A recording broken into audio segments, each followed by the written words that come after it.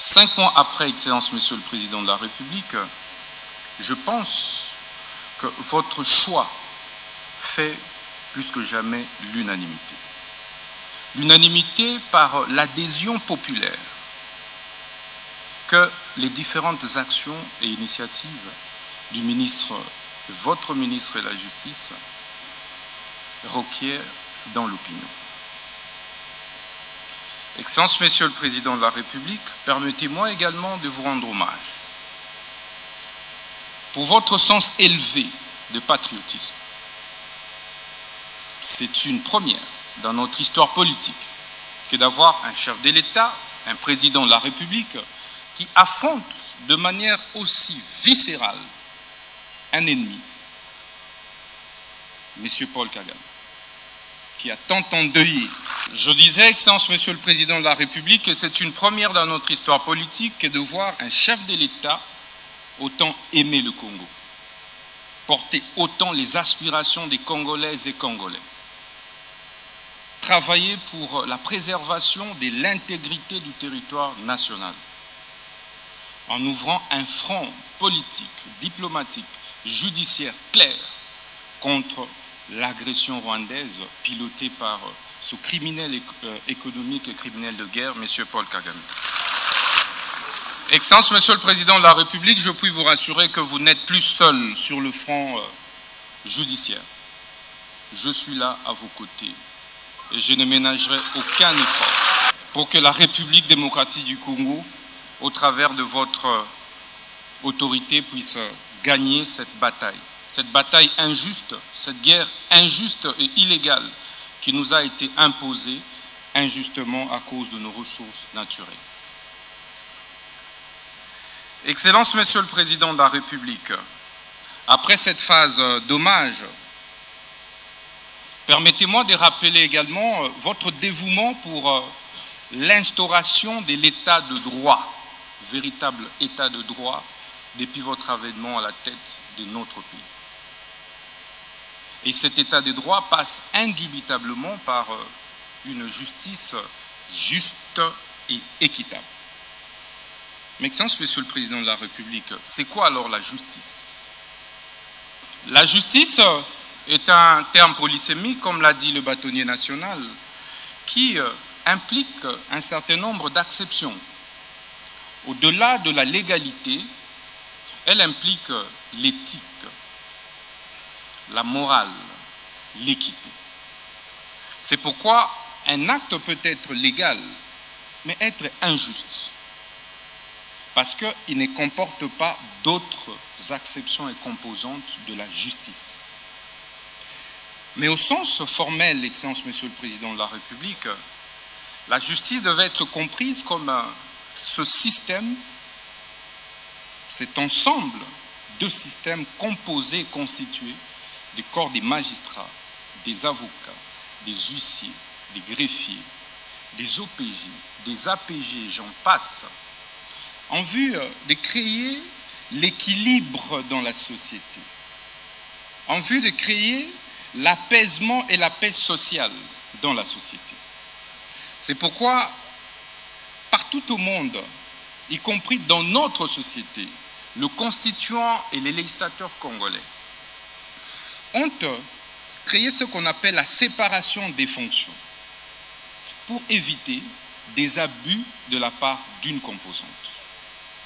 Vous avez donc le juge qui a pour fonction de dire le droit et rien de plus.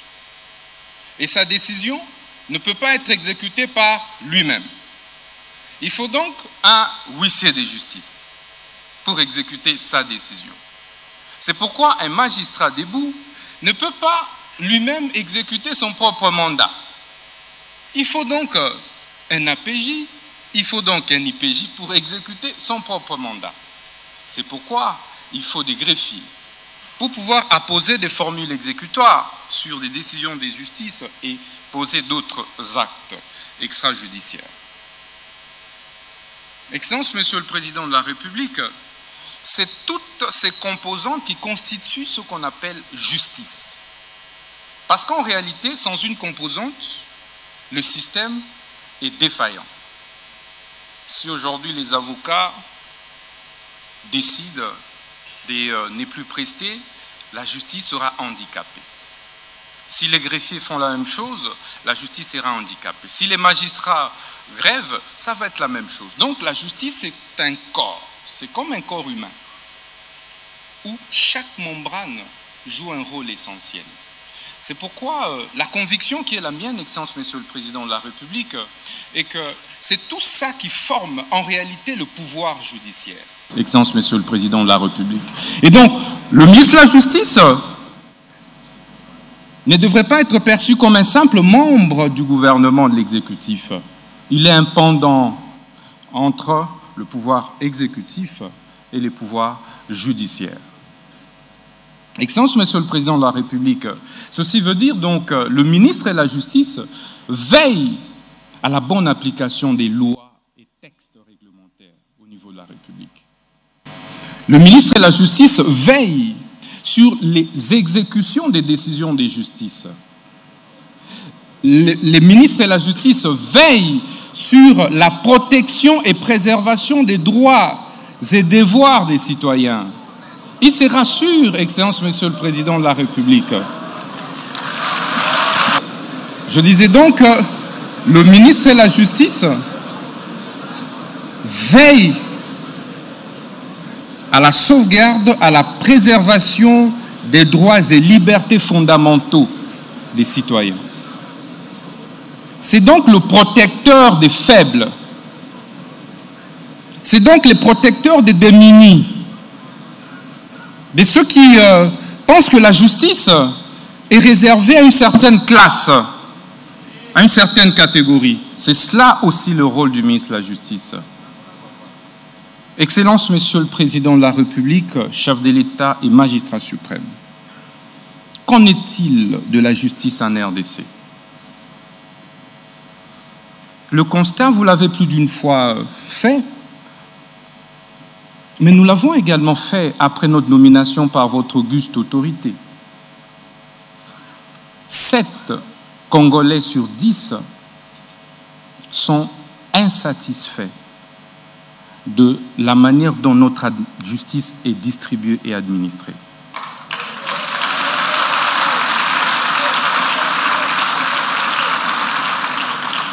Sept Congolais et Congolais sur 10 ne se retrouvent pas dans la justice telle que distribuée et administrée aujourd'hui en République démocratique du Congo. D'où les différents jérémiades, les différentes plaintes, parfois les différentes tensions sociales observées au sein de notre société. Mais quels sont certains mots observés depuis que nous sommes ministres de la Justice? Vous avez, Excellence Monsieur le Président de la République, des spoliations des biens, des publics comme des privés, des maisons des paisibles citoyens, parfois qui sont spoliées de manière injuste et illégale. 90% des plaintes que nous recevons résultent des spoliations des maisons des particuliers. Vous avez des arrestations arbitraires. Excellence, Monsieur le Président de la République. Parfois qui ne respectent pas les normes, les délais, qui sont pourtant prescrits par nos lois et par la Constitution. Vous avez la surpopulation carcérale, où dans des prisons, des prisonniers sont entassés tels des sardines, et parfois certains en meurent par étouffement. Vous avez, Excellence, Monsieur le Président de la République, des saisies intempestives des comptes et des avoirs, aussi bien des sociétés privées que publiques, et même des services publics. Excellence, Monsieur le Président de la République, aujourd'hui, les taux des exécutions barbares dans la ville de Kinshasa a systématiquement baissé, que ce soit au niveau des banques, que ce soit au niveau des particuliers. On ne se réveille plus un bon matin et on a un particulier qui va ravir la parcelle d'autrui. Excellence, vous pouvez vérifier, ça n'existe plus aujourd'hui à Kinshasa, depuis notre nomination comme ministre de la Justice et garde des Sceaux, parce que nous frappons fort lorsque nous nous rendons compte qu'il y a un réseau des mafieux qui s'emploient à pouvoir. L'actualité oblige, hein? Oui, déjà faites décliner votre identité. Vous avez assisté aux états généraux, mais en quelle qualité? Moi, je réponds au nom de Jacques Chécha. Je suis député national honoraire de la législature de 2006 à 2011 et je suis bâtonnier honoraire du barreau de Lubumbashi, actuellement barreau du Haut-Katanga. C'est que sur votre identité prouve déjà que vous êtes dans la sphère de la justice. Alors, vous avez suivi le chef de l'État qui a encore réitéré sa volonté à voir l'appareil judiciaire être réformé. Quelles sont vos impressions après, n'est-ce pas, ces mots également, le lancement de ces assises, à savoir les États généraux de la justice? Il est vrai que le chef de l'État, lors de son premier mandat, il avait mis sous le signe de l'État de droit. L'épine dorsale de l'État de droit, c'est la justice. Et il était tout à fait indiqué en tant que magistrat suprême qui a initié plusieurs réformes dans plusieurs secteurs. Pour que ces réformes puissent tenir, il fallait relever d'abord la colonne vertébrale de l'État qui est la justice. Vous le savez bien qu'à travers la constitution du pays et que le chef de l'État a rappelé, la justice est rendue au nom du peuple congolais. Mais le garde-dessous qui en a fait une évaluation a dit que 7 sur 10 Congolais ne se retrouvent pas à travers la justice qui est censée être dite en son nom. Alors, cette justice, elle est réellement malade. Il faudrait lui administrer une thérapie de choc. Et la thérapie de choc exige à ce que nous puissions épingler les véritables problèmes. En tant qu'avocat d'une ancienneté de 30 ans d'exercice, nous connaissons les véritables maux qui rongent la justice. Permettez-moi, maître, de vous interrompre. Les États généraux ont été organisés en 2015 et ils en sont il y a des recommandations qui ont été faites de ces États généraux-là. Pourquoi encore organiser les États généraux? Parce que vous savez, le problème de la République démocratique du Congo, ce ne sont pas les textes, mais c'est une crise d'hommes. Devrons-nous encore nous attendre à des recommandations qui ne vont pas aboutir à, n'est-ce pas, le changement tant attendu? Ce n'est pas uniquement une question d'hommes. Et le chef de l'État a bien stigmatisé que ce n'est pas un forum de plus, mais ça sera un forum pour faire une évaluation des recommandations qui étaient dégagées aux États généraux de 2015. Évaluer leur taux d'exécution. Et s'il y a encore d'autres résolutions que nous puissions rajouter là-dessus, il faudra le faire également pour que le peuple au nom de qui la justice est dite puisse se retrouver. C'est ça la mission qui nous a été confiée. Et le chef de l'État a interpellé tous les acteurs de la justice, partant du haut magistrat jusqu'aux huissiers et aux avocats, qu'il attend de nous une justice de qualité. Une justice à travers laquelle le peuple se retrouve et que devant la justice, qu'il ne puisse pas y avoir une justice qui évolue à plusieurs vitesses, mais que ce soit une justice qui soit distribuée avec la même équité. Merci beaucoup. Merci à vous. Et aussi avec joie, le discours de son Excellence Félix-Antoine Tshisekedi Tshilombo, président de la République, chef de l'État, magistrat suprême, que nous saluons avec notre expression des hommages les plus différents, où il a rappelé à l'ordre notre système judiciaire et il a rapproché aussi le mode de circonstance du ministre d'État, ministre de la Justice, en interpellant aux acteurs judiciaires, les magistrats, les avocats et aussi les politiciens qui ne font pas une attention particulière sur la santé de la justice dans notre République. La Bible dit, et les érudits ont dit, qu'une justice élève la nation. Mais lorsque vous faites une anamnèse sur la justice de notre pays, vous allez vous rendre compte qu'il y a un certain temps, nous éprouvons des difficultés énormes sur le progrès du projet de l'état des droits dans notre pays tel que voulu par le président de la République, chef de l'État, magistrat suprême, depuis son entrée en fonction. Je prends juste un petit cas où on nomme les magistrats, on les affecte, mais ils ne répondent pas à leurs affectations. Ils ne se rendent pas dans les lieux de leurs affectations respectives.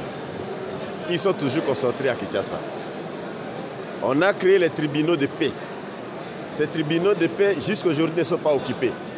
Les magistrats ont été nommés, mais ils ne répondent pas à leurs affectations. Nous qui gérons les provinces aujourd'hui, nous avons besoin des magistrats. La Mongala, par exemple. Les tribunaux de grande instance ne fonctionnent pas parce qu'il n'y a pas de magistrats. La cour d'appel fonctionne avec ralentissement parce que le nombre de magistrats n'est pas suffisant. Le parquet général, qui a d'abord l'action publique en main, fonctionne avec ralenti parce que le nombre de magistrats est insignifiant. Alors que nous sommes dans une province qui nécessite le représailles, qui nécessite une présence active des magistrats des parquets dans tous les coins pour essayer de restaurer l'autorité de l'État et rétablir l'ordre public. Donc, vous allez remarquer que ces assises portant les états généraux de la justice dans notre pays, avec la question fondamentale, notre justice est malade, est tellement bienvenue. Et nous allons demander à ceux qui seront membres, ceux qui vont participer. Notre ministre de la Justice aussi est là, qui va participer de devoir suivre correctement les directives et les suggestions que nous allons donner pour que dès demain, nous ayons une justice qui va élever cette nation. Une justice qui va faire développer cette nation. Une justice qui va rendre la paix et qui va faire valoriser le peuple congolais. D'abord, l'opinion nationale et internationale.